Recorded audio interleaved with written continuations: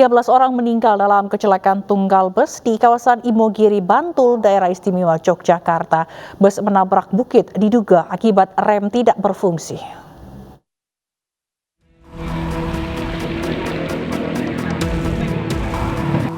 Bus pariwisata GA Trans menghantam tebing di sekitar Bukit Bego, Padukuhan, Gedung Bueng, Kelurahan Wukirsari sekitar pukul 13 Minggu siang kemarin. Data Tim SAR Yogyakarta, 13 korban meninggal dunia dan belasan luka-luka. Para korban telah dievakuasi ke sejumlah rumah sakit seperti PKU Muhammadiyah Bantul, Rumah Sakit Nur Hidayah dan RSUD Panembahan Senopati Bantul. Kecelakaan terjadi di Jalan Imogiri Bantul, Daerah Istimewa Yogyakarta. 13 penumpang tewas dan 34 orang terluka. Bus membawa 42 karyawan pabrik konveksi asal Sukoharjo, Jawa Tengah.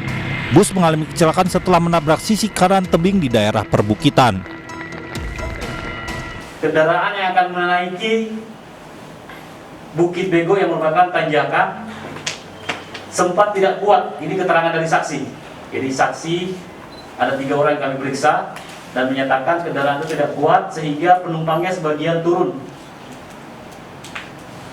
Setelah penumpangnya turun, kemudian kendaraan bisa naik perlahan-lahan ke tanjakan tersebut. Kemudian penumpang naik kembali dan pada saat turunan tersebut, jadi sekali lagi, pada saat turunan tersebut kendaraan melaju turun dan tiba-tiba oleng. Jadi sekali lagi kendaraan oleng. Dari keterangan saksi, jadi saksi lagi kami periksa, yang ada di dalam bis tersebut menyatakan bahwa melihat sopir panik sambil mempermainkan hand gripnya atau personeling giginya, sehingga ada indikasi bahwa fungsi pengereman tidak berfungsi. Termasuk dari 34 korban tewas adalah sopir bus naas. Jenazah sopir berada di RSUD Panembahan Senopati, Bantul. Dari Bantul, Yogyakarta, Tim Liputan iNews melaporkan. Korban luka maupun tewas kecelakaan maut bis pariwisata di Jalan Imogiri, Bantul, Yogyakarta dirawat di sejumlah rumah sakit di Yogyakarta. Data yang diperoleh, 13 korban tewas dan puluhan korban luka dirawat di beberapa rumah sakit di Bantul, Yogyakarta. Selain 7 korban meninggal dunia, di RSUD Panembahan Senopati dirawat 13 korban luka. Sementara di Rumah Sakit PKU Muhammadiyah terdapat 5 korban meninggal dan 11 korban luka. Di Rumah Sakit Nur Hidayah Bantul, data terkini yang diperoleh ada 1 korban tewas dan 8 terluka, terdiri dari 3 anak-anak dan 6 dewasa. Petugas hingga kini masih kesulitan mendata atau mengidentifikasi para korban tewas karena pihak rumah sakit masih fokus dalam penanganan pasien.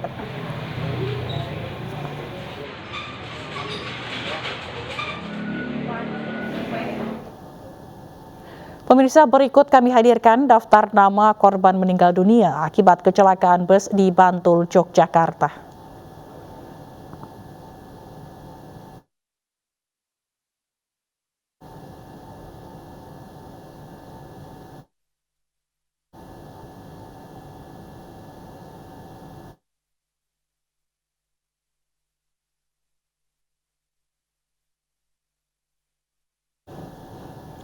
Sementara itu diduga sopir mengantuk, truk tronton muatan semen menabrak sejumlah kendaraan yang berhenti di traffic light Situbondo, Jawa Timur. Seorang pengendara sepeda motor tewas.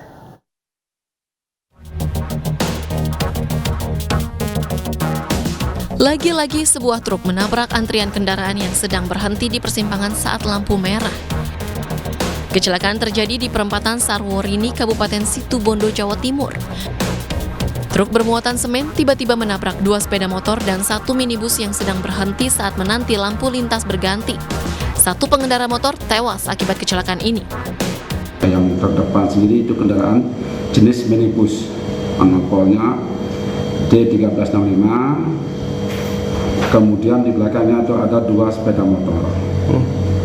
Sama-sama berhenti di perempatan lampu merah karena pas kebetulan waktu itu lampu merahnya lagi, lampu tapenya lagi pas kebetulan merah yang dari arah barat. Untuk korban satu.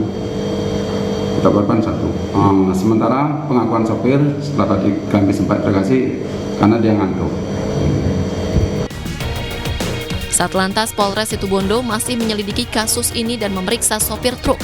Polisi mengimbau bagi sopir-sopir kendaraan besar agar selalu fokus saat berkendara dan selalu memeriksa kondisi kendaraan sebelum jalan. Dari Situbondo, Jawa Timur, Rizky Amirul Ahmad, iNews melaporkan. Sebuah odong-odong berpenumpang 40 orang terjun dari atas jembatan di Madiun, Jawa Timur. Seorang anak dan lansia tewas akibat kecelakaan ini.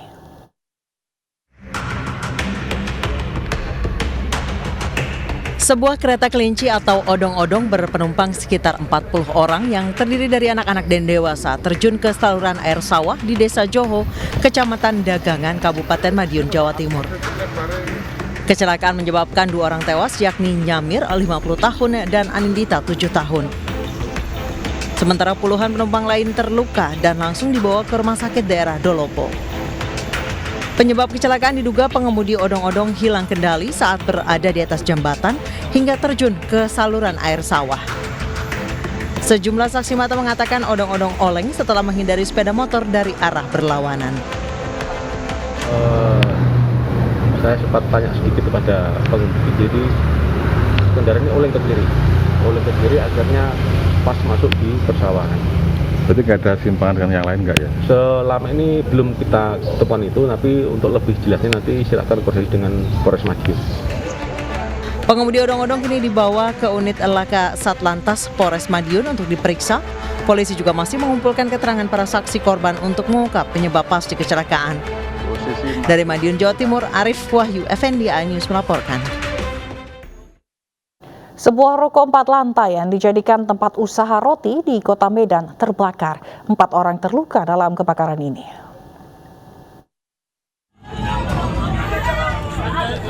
Kebakaran menghanguskan sebuah ruko tempat berjualan roti di Jalan Yosudarso, Kota Medan, Sumatera Utara, Minggu siang. 3 pekerja bangunan mengalami luka bakar serius dalam peristiwa ini.